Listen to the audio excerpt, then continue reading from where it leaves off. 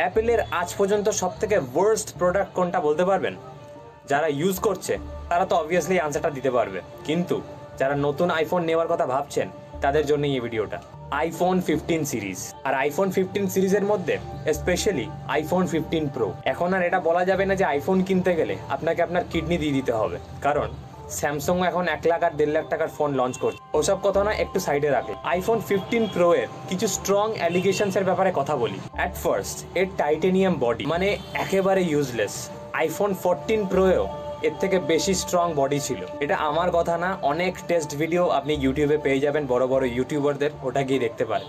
আর second allegations hit, আর 10 out of 9 মানে প্রায় সবাই আইফোন যারা যারা ইউজ করছে সব থেকে বড় অ্যালিগেশনস আমার মনে হয় হিটই। মানে 10 মিনিট গেমিংয়েও এই ফোনটা আগুনের মতো হিট হয়ে যাচ্ছে। A17 pro bionic chipset, no doubt এটা একটা পাওয়ারফুল আর স্ট্রং একটা চিপসেট, অ্যান্ড অবভিয়াসলি এরকম একটা চিপসেটকে সামলাতে গেলে একটা স্ট্রং ব্যাটারির প্রয়োজন, যেটা একদমই নেই। আইফোন 14 প্রোতেও আপনি যদি একবার চার্জ দিতেন ওটা আরামসে একদিন টানা চলে যেত। আইফোন 15 প্রোতে 12 ঘন্টা বাদেই চার্জ পুরো হাফ হয়ে যায়। তো এরকম আর ইনফরমেটিভ ভিডিওসের জন্য ফলো।